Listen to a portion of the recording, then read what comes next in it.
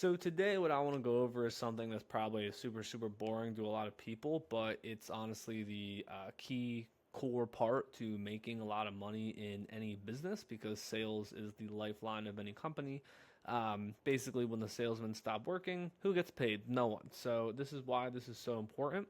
I've taken over 100 sales calls in my lifetime, probably honestly over 200 at this point. I just never want to make over claims or over promises in anything that I put out on the internet because that can become really embarrassing one day. And all I'm really trying to do on this channel is just share with you progress in my journey, kind of show you the learnings that I gather throughout my business career. I am absolutely under no circumstances an expert. My business only does about $250,000 a year, which might sound like a lot, but really it's not. And I am looking to just teach you guys, kind of help you guys out throughout my journey and show you what it's like. And again, in case you have any doubt that I don't know what I'm talking about, I run a marketing company doing about a little bit over $20,000 a month right now. And this is the sales framework that I have used to grow my business to the point where it is at today. So, this is the best sales framework. Now, I'm going to go through this step by step. Every single step is important. There's no step that's more important than the other one. Nonetheless, we can get right into it. So, our first step here is going to be to build rapport and establish authority, right? So, sales is first about connection. People decide in the first few minutes whether they trust you. Your goal is to lower their resistance and position yourself as a guide, not a pushy salesperson. So, everyone knows the whole concept of lowering their guard, right? That's the whole point. That's basically what this is, really quickly summed up. You want to get this person to trust you instantly, at a very minimum, like you. Ways that you do that is by building rapport. Or, I'm sorry, the way you do that is by building rapport. Rapport is essentially the chemistry that you have with the person, okay? So if the conversation is flowing really well, you probably have good rapport. If it's super awkward, and hopefully you're just not an awkward person, then you probably aren't building good rapport. What I do to build good rapport is a few things. I ask open ended questions. I don't ask them how they are, even though that technically is an open ended question, because to be honest with you, no one cares. Um, I ask them to tell me how their day is going, if they've been busy in business, things like that. And just literally ask them about that to start off.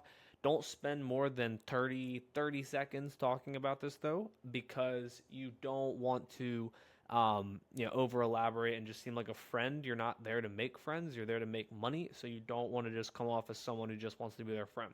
Second thing I do is I match their energy. So what I mean is if someone's giving you one worded answers, don't give one worded answers, but also don't give essays as responses. If someone's very outgoing, be outgoing. If someone's very enthusiastic and happy, be enthusiastic and happy. If someone seems a little bit dull, don't be a dull, miserable devil, but at the same time, you know, don't also be like Elmo and be super overly excited, right? So match their energy, and then also provide early value. So if you can give them advice at the beginning of the call, send them over an ebook right away. If you can say, hey, before we get started, just want to share this with you. Is it something our team went ahead and made? I know you spoke to Bob before the call. Bob told me that your show up rate was a problem. So we have a show up rate optimization guide that we wanted to send you before this call. Whether you decide to work with us today or not, I still wanted you to get value out of your time with me today. So I sent that right over. Bam, the dude is instantly going to love you 3 times more than if you didn't do that. So you want to provide early value if you can. Another key thing here that's not really written down is definitely setting the frame and establishing authority. If you ever let your prospect run the call, you're very, very screwed because now they're in control. They're selling you. And that is not at all what you want. What you want to be doing is taking control. Whenever I start off the call, also, and we get into business mode after we've small talked, I always say something that's basically like, look, John, I appreciate your time today, but I also want to get straight to business. So, what we're going to do on this call today is just figure out where you're at and where you want to get to. I want to ask you a couple of questions, see if we can even help. And then, if we can, I'll give you the rundown on what we do. This will not be more than a 30-minute call. Does that sound good to you? Yes? Cool. And then you go right into it, right? You're setting the frame and letting them know what's going to happen on that call with you. Step two is diagnosing the problem. Okay, now this is super important. You want 90% of the call to be discovery. You want to be asking them questions. You want to be learning about their pain. What problems do they have in their life? Are they not making enough money? Do they not have enough time? Are they spending too much money, right? It depends on what your service or product offers as a solution, but you want to diagnose and figure out what the real problem is. If you are good at the discovery phase, you basically can sell anyone on anything. So think of it like a doctor. You never prescribe before diagnosing. The better you uncover pain points, the more powerful your solution feels. So you want to diagnose them with a problem. And again, maybe they're not making enough money, they don't have enough time for their family, they're traveling all the time, whatever that is for them.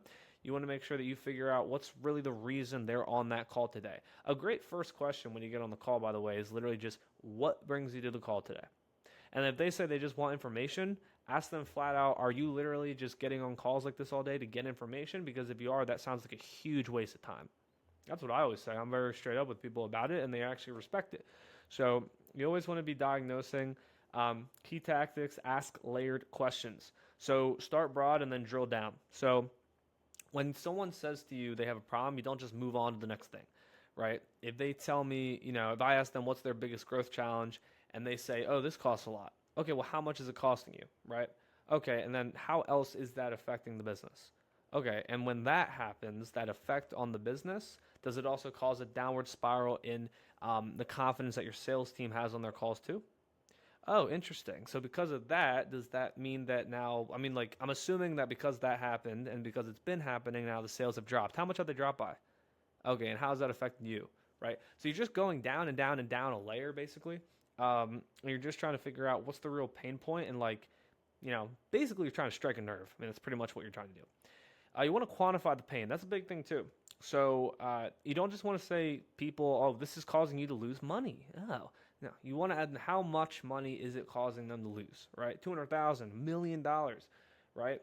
Big thing is the debt of taking no action, right? If you want to make $1 million a year and you only make 50,000, it's costing you $950,000 a year to not know how to make $1 million.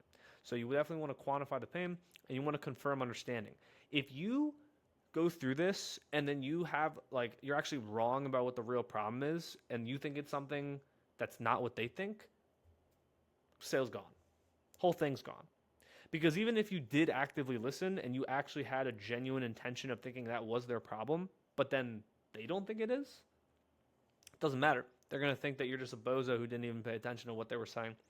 So you want to make sure that you get a good understanding of the problem and confirm it too. I'll literally just, before you leave this phase, literally just be like, okay, so let me just make sure I'm understanding this correctly, John. You're telling me that because you have had a lack of sales and the testimonials aren't that good and there's bad reviews, now your sales team is losing confidence when they get on their calls. And because of that, that's causing you to lose about $250,000 in year that you could be adding on to your business, or at the minimum, you're leaving it on the table.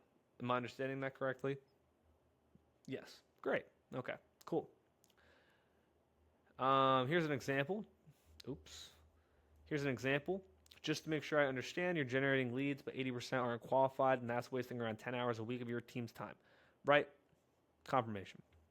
Third step is presenting the desired outcome. I talked about this in the last video. You want to have an irresistible offer. Okay? You're not selling Facebook ads. You're not selling car detailing. You're not selling roof installation.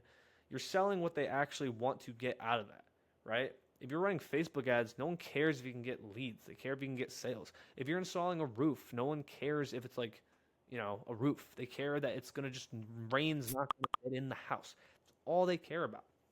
So you want to present the desired outcome, not the service. You do this by making it measurable. You have a good emotional payoff of it, and then you use future pacing, right? So make it measurable. So, okay, so this is the exact outcome they can expect. This many appointments, this much extra money, this many hours saved per week. Highlight the emotional payoff as well. So if they make more money, they're probably going to have more confidence. If they make more money, they're definitely going to have more freedom. If they make more money, they're definitely going to have less financial stress, right? And it depends on what you're selling as the outcome, but you get the point.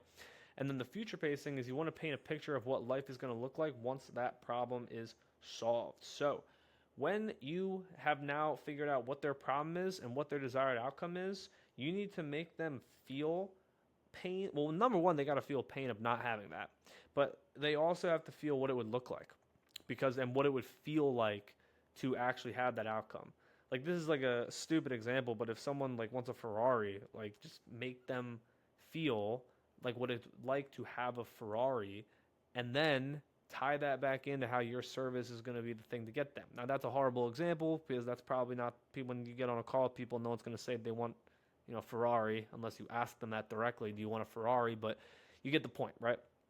You want to tie what you do back into their desired outcome so that they think that, oh my God, this is the perfect thing for me because this is going to solve exactly what I needed to solve for me, and it's going to get me exactly what I want. The fourth step is handling objections before they appear. This is huge. So a lot of people, like a lot of salesmen online, they say that you should learn how to handle objections, and I completely agree, because sometimes you're going to screw up and you're not going to actually handle the objection before it appears. I'm a bigger fan of preventing objections. You do not want to handle them, you want to prevent them. Common objections are money, time, spouse, right? Like, why I got to talk to my wife, whatever it is. So you want to handle that before they appear. Different ways to do that, for example, are, you know, a lot of people will hit you with the, oh, I have to talk to my wife or my husband. Get both of them on the call. They can talk about it right there. Oh, I don't have the money. Okay, well, qualify them on the front end and ask them how much money they're making as a lead. You can do that on the setting call, or you can do that on the demo call that you take with them. Uh, the other one is time. If they say that they don't have enough time, on this, like, I mean, just make sure they do on the setting call again. Like, make sure, like, hey, like, if we bring you more work, like, can you handle it? Are you going to have the time to be able to put into that? So, I mean, there's just different ways you can do it. You want to make sure you're preventing objections, though, before they appear. Disarm them before they even get on that call. Ways to do that: show them proof, case studies, testimonials of your most successful customers. Give them a risk reversal. So again, like we talked about in the previous video, like, just be like, hey, if you don't achieve this outcome, we'll refund you in full. We'll work for free until we do. We'll give you $50 back for every appointment that we're short, right? Depending on what that is for you. Also, simplify the process. So break down your solution into easy, low friction steps. Don't have some fancy 6-step process that people got to memorize, and like after they read each line, they got to be like, oh, okay, I get it. That makes, like, don't do that. Your process, your pitch should not be more than 3 steps at the very most, preferably 2. And you just want to make it as simple as possible. A pro tip is also to address the elephant in the room before they say it. So if cost is a common objection, position your price in terms of ROI before they bring it up. So this is going to be based on the metrics of your sales calls, but if your sales team is giving feedback and they're saying, oh, a lot of these leads are like not closing because of the price, well, then what they should be doing is either qualifying the leads better on the front end, or what they should be doing is when the call starts, bring up, like, the price in terms of the ROI, right? So just position it as something like, okay, it's 15 grand, but you're gonna make 30 grand if we even get you one sale, right? Like, make it seem easy. And like, this is only if, like, again, you have metrics on this, so it depends on your business and your sales team stats, but you definitely want to just overall handle the objections before they appear, which is also known as preventing them. I'm a much bigger fan of preventing them over actually handling them on the spot. Step 5 is building urgency and scarcity. So this is going to be when you're coming to the close. You definitely want to build urgency and scarcity. So interest without urgency leads to I'll think about it. Create conditions that make their later feel too costly. So ways you can do this is scarcity. So say we have limited spots open. We're only taking the next 5 people that jump into our program. We're only able to handle one company per area because of XYZ. You can also give them time-bound incentives. So one thing that we do, and I'm not going to give the specifics of this, but pretty much what we say to people on a lot of our calls is we present the initial price. If they don't like it and they really are against it, we will drop it down by a certain amount, and we will say, if you buy this today, we will make it this much. But if you get on this call and you don't pay, or at least give a deposit, we're not going to honor that discount that we just offered you. So time-bound incentives are huge. Also highlight the opportunity costs. So if they're wasting 50 grand a month on something and they say, oh, I want to get started in 2 months, but your product costs 30 grand and they're going to waste 100 grand, they're blowing money.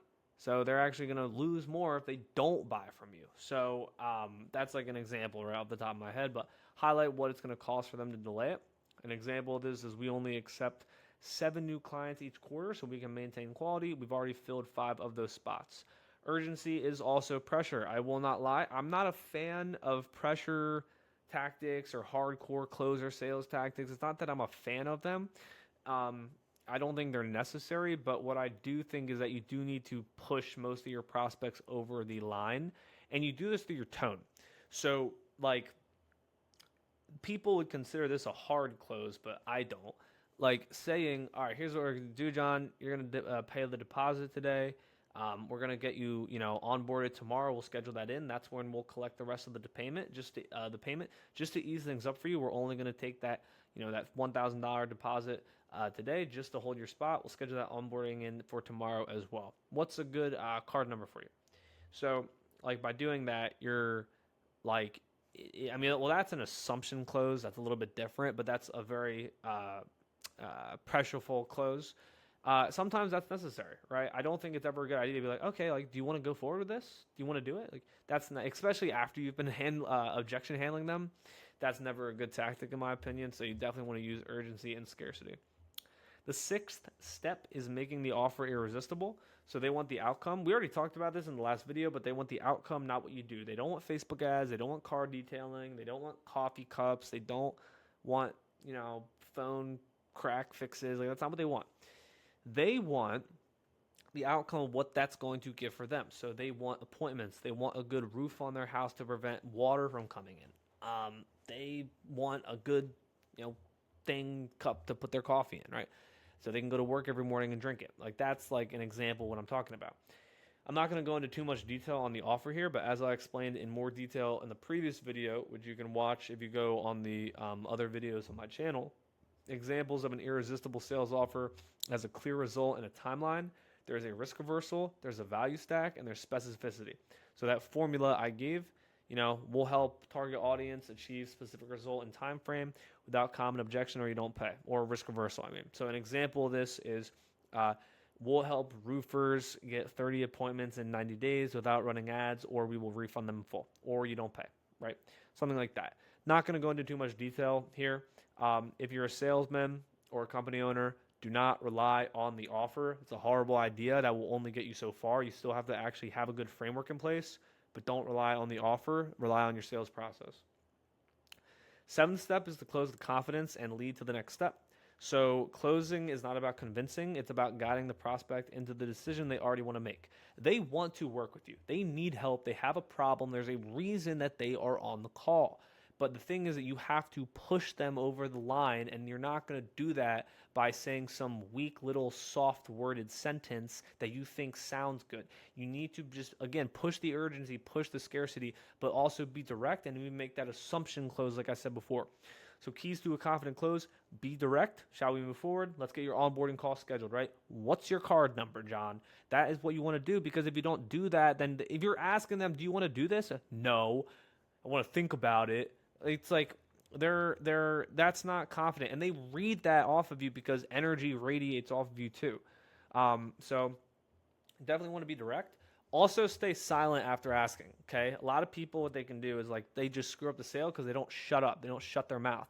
Even after they say like, okay, I'm gonna give you my card number, they keep yapping. What are you doing? You haven't gotten anything yet, right? So that is kind of another thing, but just don't rush to fill the pause. Let them decide. If you say, all right, cool, do you want to get started today? Be silent. Let it sit. Feel the awkwardness. You shouldn't feel awkward, actually, because the ball's in their court. So be silent after you ask. I know that's a very common advice, but it's really, really good. And then give a clear next step, okay? So whether it's signing an agreement, paying, booking the call, whatever it is, make it easy, make it obvious, and make it so that they don't have to do anything, or at least the littlest thing, like give you the card number, or just open a DocuSign agreement, right? That's it. There's a acronym that we use here called BAMFAM, stands for book a meeting from a meeting. You need to have a clear next step after every single call. It doesn't always have to be a meeting, but you have to have a clear next step. Like this deposit's going to get paid.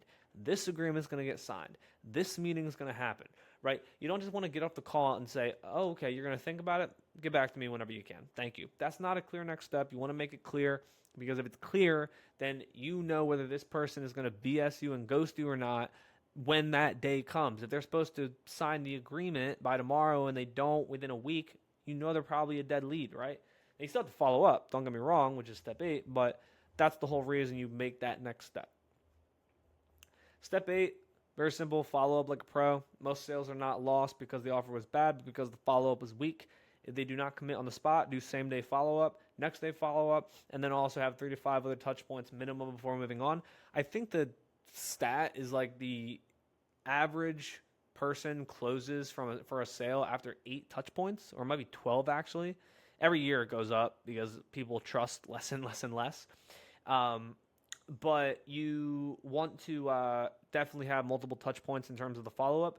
Always follow up on that same day. Hey, John, nice meeting with you today. Send over that deposit link. Let me know when it gets done. They don't pay it. Next day, hey, John, just following up on that. Or don't say that, actually. Don't ever say in your follow up, I'm just following up. It's pretty gross. Hey, John, just reaching out again about that payment link. I see it hasn't come through. Let me know once it's done so we can get your onboarding call scheduled, right? And then just kind of have different variations of that the next few days, next few weeks. Send them memes, call them, email them, connect with them on LinkedIn, do it through different touch points, right? Different ways you can follow up, always follow up. I think like over 75% of our sales are made on the follow up. So definitely you always want to follow up. That is the best sales framework. That is my 8-step framework that I have used on over at least 100 sales calls. It's gotten our company to be at over $20,000 a month. Not that that is impressive, nor am I bragging, but that is where I'm at, and that is this is what's gotten me there. So I hope that this was valuable for you guys. If you do want to take a look at our company website, feel free to. I'll put it in the description below, and I appreciate you, and I'm looking forward to our next video. Thank you.